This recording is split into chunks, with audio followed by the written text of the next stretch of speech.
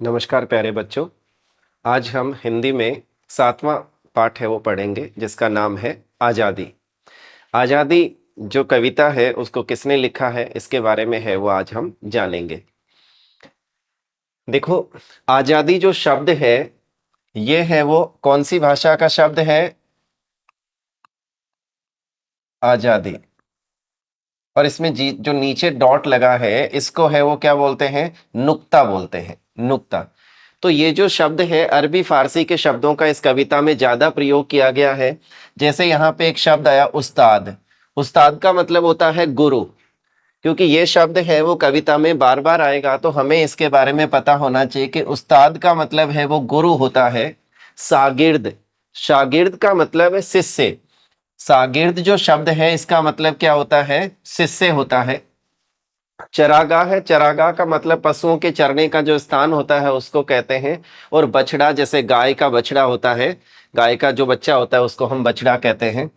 तो खासकर है वो जो उस्ताद शब्द है, उस्ताद यानी गुरु, और शागिर्द का मतलब है वो शिष्य है वो होगा। तो इसमें है वो शागिर्द अपने उस्ताद से पूछते हैं कि आजादी क्या है। तो इस कविता में है वो इसी के बारे में है वो हम पढ़ेंगे, देखिएगा। उस्ताद जी, आजादी क्या होती है? पूछा दर्जी से उसके शागिर्द ने। यानी एक दर्जी होता है, दर्जी के पास में काम करने वाला एक है वो उसका शिष्य, यानी दर्जी के पास में सीख रहा होता है। तो वो शागिर्द है वो दर्जी से यानी उस्ताद से पूछते हैं कि आजादी क्या है। क्या वह चरागाह में उछल कूद मचाता नन्हा सा बछड़ा है? क्या ये चरागाह में उछल कूद मचाता नन्हा सा बछड़ा जो है वो आजाद है, यानी वो आजादी है?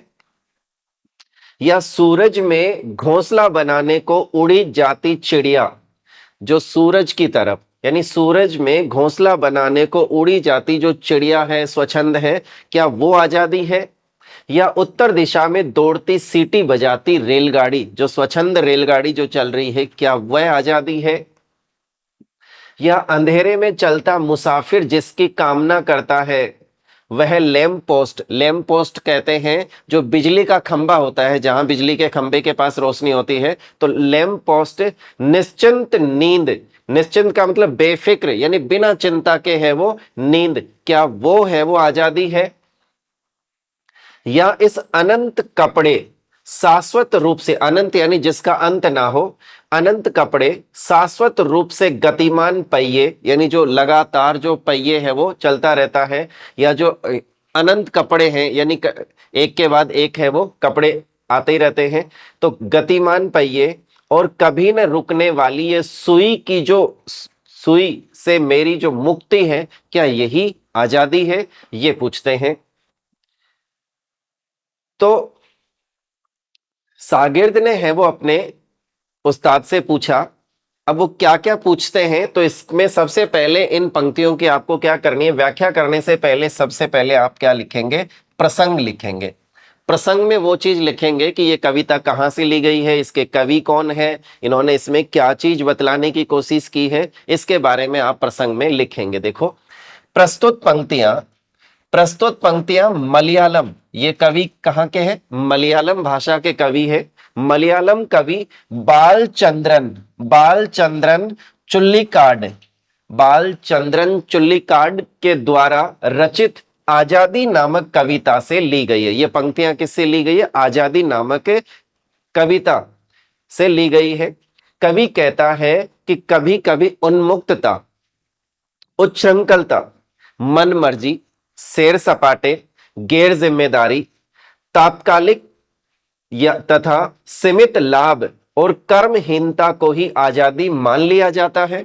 कवि इसमें कहते हैं कि जो कुछ क्षण की जो जो आराम है, जो सैर सपाटा है, क्या उसी को आजादी मान लिया जाता है? व्याख्या, तो व्याख्या में आप किस तरीके से लिखेंगे?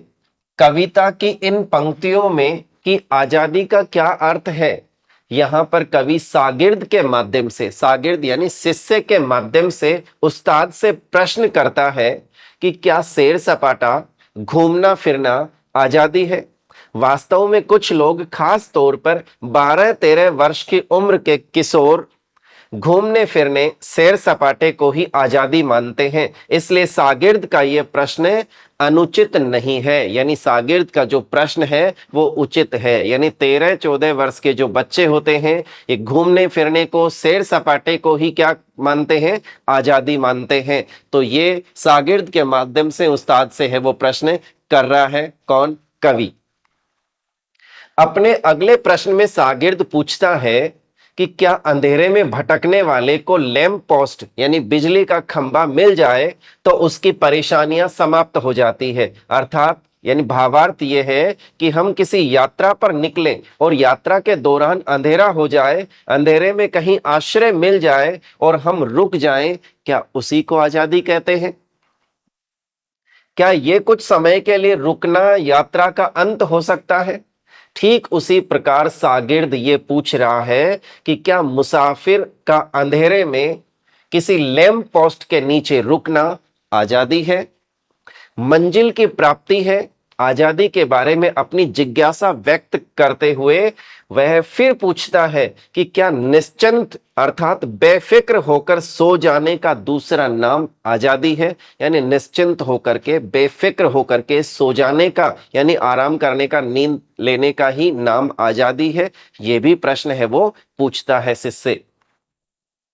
यहां सागिर्द के मन में जो प्रश्न उभरे हैं वे उसकी चिंतन क्षमता को बता रहे हैं। सागिर्द अपनी आजादी के बारे में पूछता है कि अनंत कपड़ों के ढेर, सिलाई मशीनों के निरंतर गतिशील हो रहे पहियों, कपड़ों पर अनवरत चलने वाली सुइयों से मुक्ति पाने का नाम तो आजादी नहीं है। पंक्तियों का आशय यह है कि क्या कर्म से मुक्ति ही आजादी है? यानी कर्म से मुक्ति पाना ही क्या आजादी है? कवि सागिर्द के माध्यम से आजादी के स्वरूप के संबंध में पूछ रहा है। सागिर्द के माध्यम से कवि खुद है वो पूछ रहा है। तो अब इसकी क्या लिखेंगे आप विशेष? ये तो इन पंक्तियों के अंदर इसके बारे में प्रश्न पूछा गया है सागिर्द के माध्यम से, तो इसके विशेष में क्या चीज है वो हम देखते हैं। विशेष में है कवि सागिर्द के माध्यम से आजादी के विभिन्न रूपों के बारे में बतला रहा है। पंक्तियों में आजादी के सारे संदर्भ व्यक्तिगत और मामूली आनंद से प्रेरित है। आजादी का अर्थ जिम्मेदारी का भाव भी लिए है, जबकि उपयुक्त संदर्भ गैर जिम्मेदारी लिए हुए है। कविता की भाषा सरल और सहज है। कविता की जो भाषा है बहुत ही सरल और सहज भाषा है। इसमें किस तरीके के शब्दों का प्रयोग है? तो कविता में अरबी, फारसी और अंग्रेजी शब्दों का प्रयोग किया गया है। तो पहला जो पद्यांश है उसमें हमने यानी सागिर्द के माध्यम से जो प्रश्न किया गया उसकी व्याख्या है वो हमने की। अब है वो वापस दूसरी पंक्तियां देखते हैं। दर्जी ने जवाब दिया। अब दर्जी यानी उस्ताद ने वापस से जवाब दिया किस? सागिर्द के प्रश्नों का। जो भी प्रश्न किए उनका है वो जवाब देते हैं। आजादी का मतलब है भूखे को खाना। दर्जी ने जवाब दिया कि आजादी का मतलब क्या है? भूखे को खाना। भूखे को खाना यह आजादी। प्यासे को पानी, प्यासे को अगर पानी मिल जाए। ठंड से ठिठुरते को ऊनी कपड़ा मिल जाए। ठंड से ठिठुर रहा है और उसको अगर ऊनी कपड़ा मिल जाए। और थके मांदे को बिस्तर, अगर थका मांदा है, थका हारा है और उसको बिस्तर मिल जाए तो क्या वही आजादी? तो वो कहते हैं थके मांदे को बिस्तर। आजादी कवि के लिए शब्द है। आजादी कवि के लिए क्या है? शब्द। तो आजादी कवि के लिए शब्द है। शिकारी के लिए तीर। शिकारी के लिए क्या है? तीर है। तन्हाई में के मारे के लिए महफिल। तन्हाई जो अकेला है, बिल्कुल तन्हा है, उसके लिए महफिल जो है क्या वह आजादी? डरे हुए के लिए पनाह है। डरा हुआ कोई व्यक्ति और उसे कोई पनाह देते तो वह आजादी है। आजादी यानी अज्ञानी को ज्ञान। आजादी का मतलब है अज्ञानी को ज्ञान मिल जाए तो आजादी यानी अज्ञानी को ज्ञान, ज्ञानी को कर्म। अगर कोई ज्ञानी, अज्ञानी है उसको ज्ञान और ज्ञानी है तो उसको क्या, कर्म, और कर्मठ को बलिदान, कर्मठ को क्या, बलिदान, और बलिदानी को जीवन, बलिदानी को जीवन। कर्मठ का मतलब होता है काम में लगे रहने वाले व्यक्ति को कर्मठ कहते हैं। बलिदानी का मतलब होता है त्याग, बलिदान यानी त्याग, बलिदानी त्याग करने वाला। तो यहाँ पे बलिदान का मतलब त्याग हो गया और बलिदानी का मतलब हो गया बलिदान करने वाला। तो ये है वो उत्तर है वो कौन देते हैं, यानी उस्ताद यानी दर्जी है वो वापस से इस इन पंक्तियों का, यानी जो शागिर्द के द्वारा प्रश्न किया गया उसका है वो उत्तर दे रहे हैं। तो हम इसमें प्रसंग देखते हैं। पहले तो प्रस्तुत पंक्तियां मलयालम कवि बालचंद्रन चुल्लिकाड द्वारा रचित आजादी नामक कविता से ली गई है। तो ये कविता तो उसी से है। तो आजादी नामक कविता से ली गई है। कवि कहता है कि आजादी बेकार की उछल कूद, उन्मुक्तता, स्वच्छंदता में या ये मान लेने में नहीं है कि मैं चाहे जो करूं, मैं चाहे जो करूं, मैं स्वतंत्र हूं, आजाद हूं। तो इसी में है वो आजादी नहीं है। बेकार की कल्पनाएं करना एवं निश्चिंत होकर घूमना भी आजादी नहीं है। यानी बेकार की कल्पनाएं करना और निश्चिंत होकर घूमना, निश्चिंत होकर घूमना भी आजादी नहीं है। ये है वो प्रसंग के माध्यम से है वो बतला रहे हैं कि ये है वो जवाब में है वो बताते हैं। अब व्याख्या देखो। कवि ने दर्जी के माध्यम से शागिर्द को आजादी का अर्थ समझाया। कवि ने दर्जी के माध्यम से, उस्ताद के माध्यम से शागिर्द को आजादी का अर्थ समझाया। क्या समझाया?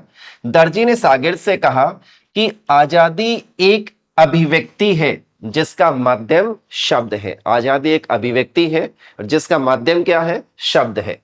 जो हमें उचित या अनुचित लगता है और हम उसे सच्चाई से शब्दों में अभिव्यक्त न कर पाए तो हम स्वतंत्र नहीं है। इसलिए हमारे समाज और देश में अभिव्यक्ति की स्वतंत्रता की बात प्राय की जाती है कि हमें अभिव्यक्ति की क्या है? आजादी है। हमारा यह कर्तव्य है कि जो हमें ठीक लगे और जिसे कहना समाज हित में आवश्यक हो वह हम अवश्य कहें। इसके लिए कभी कभी साहस भी करना पड़ता है। शिकारी के लिए तीर के कमान आजादी एक साधन है, यानी तीर के कमान जो है वो आजादी एक साधन है। शिकारी का तो अस्तित्व ही नहीं है यदि उसके पास में तीर न हो। अगर किसी शिकारी के पास में तीर नहीं है तो शिकारी का कोई अस्तित्व नहीं है। कवि यहां पर कहना चाहता है कि जीवन के लिए अनिवार्य साधन का होना भी आजादी है। अकेलेपन के कष्ट से मुक्त होना, भय से मुक्त होना भी आजादी है। अकेलेपन के कष्ट से मुक्त होना या भय से मुक्त होना भी क्या है? आजादी। कवि आगे कहता है कि ज्ञान, कर्म और बलिदान के समन्वय से जीवन को स्वस्थ व सुंदर बनाया जा सकता है। अज्ञानी के लिए ज्ञान प्राप्ति ही आजादी है। अज्ञानी के लिए ज्ञान प्राप्ति ही क्या है? आजादी है। कहा भी जाता है कि ज्ञान हमें मुक्त करता है, अर्थात सोचने विचारने की क्षमता को विस्तार देना। ऐसा विस्तार जो व्यक्ति को संकीर्ण या ओछी बातों से मुक्त करके विशाल हृदय वाला बनाता है। लेकिन ज्ञान कभी निष्क्रिय नहीं बनाता। ज्ञान को कर्म में बदलना भी जरूरी है। ज्ञान को कर्म में बदलना भी जरूरी है। ज्ञान कभी निष्क्रिय नहीं होता। यदि हम ज्ञान को कर्म में नहीं बदलेंगे तो ज्ञान निरर्थक एवं आंतरिक ही रहेगा। उसका लाभ दूसरों को नहीं मिल पाएगा। ज्ञान को कर्म में बदलने वाले को ही कर्मठ कहा जाता है। हमारे देश की आजादी के लिए जो महान लोग लड़े थे उन्हें पहले ये ज्ञान हुआ था कि हम गुलाम हैं। पहले ये उनको पता चला था कि हम क्या है? गुलाम है। हमें आजाद होना चाहिए। इसके बाद वे इस ज्ञान के आधार पर सक्रिय हुए और देश आजाद हुआ। इसके लिए उनमें से बहुत ने कई तरह से त्याग बलिदान किया। किसी ने घर बार छोड़ा, कोई जीवन भर जेल में यातना सहता रहा, कोई फांसी पर झूल गया। कर्मठ को बलिदान त्याग ही आजादी प्रतीत होती है। विशेष में आप लिखेंगे कवि दर्जी के माध्यम से आजादी के स्वरूप की व्याख्या कर रहा है। कवि है वो दर्जी अर्थात उस्ताद के माध्यम से है। आजादी के स्वरूप की व्याख्या कर रहा है। ज्ञान, कर्म और त्याग को कवि ने अत्यधिक महत्व प्रदान किया है। कवि का आशय है कि आजादी जीवन की अनिवार्यताओं से है, यानी आजादी जीवन की अनिवार्यताओं से है। आजादी का अर्थ केवल अधिकारों को भोगना ही नहीं बल्कि समाज तथा देश के प्रति कर्तव्य निभाना भी है। तो ये विशेष के अंदर, और इसकी जो भाषा है वो कैसी है? भाषा सरल और सहज है। अरबी, फारसी और अंग्रेजी शब्दों का इसमें है वो प्रयोग हुआ है। तो ये है वो व्याख्या में। तो व्याख्या में सबसे पहले हम प्रसंग लिखेंगे, उसके बाद में व्याख्या करेंगे, और व्याख्या के बाद में क्या लिखेंगे? विशेष लिखेंगे आप। चलिए अगला देखते हैं। इसके आगे है वो कवि लिखते हैं अपनी पंक्तियों में, पर जो कपड़े नहीं सिएगा सपने भी नहीं देख सकेगा। यानी जो कपड़े नहीं सिएगा वो सपने भी नहीं देख सकेगा। सुई की चमकीली नोक पर, सुई की चमकीली नोक पर टिकी है आजादी। सुई की चमकीली नोक पर टिकी है आजादी। आजादी वह फसल है जिसे बोने वाला ही काट सकता है। आजादी वह फसल है जिसे बोने वाला ही काट सकता है। वह रोटी जिसे मेहनती ही खा सकता है। कौन खा सकता है? मेहनत करने वाला ही खा सकता है। यह वह कपड़ा है जिसे दर्जी ही पहन सकता है। यह कहकर दर्जी फिर से कपड़े सीने लगा। शागिर्द की उलझन दूर हुई और वह सुई में धागा पिरोने लगा। उलझन यानी जो भी उसकी बाधा, समस्या, चिंता थी वो उसकी दूर हो गई, यानी शागिर्द मतलब उस शिष्य की। चलिए, तो इसमें है वो सबसे पहले क्या लिखेंगे हम? प्रसंग। प्रसंग में लिखेंगे, प्रस्तुत पंक्तियां मलयालम कवि बालचंद्रन चुल्लिकाड द्वारा रचित आजादी नामक कविता से ली गई है। आजादी नामक कविता से ली गई है। कवि ने इन पंक्तियों में आजादी को कर्म से जोड़ा है। आजादी को किससे जोड़ा है? कर्म से जोड़ा है। तथा आजादी का वास्तविक उत्तराधिकारी केवल कर्मठ व्यक्ति को ही माना है। किसको माना है? कर्मठ व्यक्ति को ही माना है। इन पंक्तियों में कवि ने दर्जी के माध्यम से शागिर्द को आजादी का अर्थ बतलाकर संतुष्ट किया है। यानी इन पंक्तियों में कवि ने दर्जी के माध्यम से शागिर्द को आजादी का अर्थ बतलाकर क्या किया है? संतुष्ट किया है। अब व्याख्या देखते हैं। इसकी व्याख्या में, कविता की इन पंक्तियों में कवि ने दर्जी के माध्यम से आजादी को कर्म से जोड़ा है। आजादी को किससे जोड़ा है? कर्म से जोड़ा है। कपड़े सीने का उल्लेख करते हुए दर्जी ने कर्म की ओर संकेत किया है। कर्मठ व्यक्ति ही सपने देख सकता है। कहने का आशय यह है कि जो परिश्रम करेगा उसी के सपने पूरे होंगे। जो परिश्रम करेगा उसी के सपने पूरे होंगे। सुई की चमकदार नोक पर आजादी टिकी हुई है। सुई की जो चमकदार नोक है उस पर क्या टिकी हुई है? आजादी। अर्थात कर्म करते रहने में ही आजादी है। कर्म करने से ही आजादी मिल सकती है। तो कर्म करते रहने में ही क्या है? आजादी। आजादी को बनाए रखने के लिए कर्म का सर्वाधिक महत्व है। किसका सर्वाधिक महत्व है? कर्म का।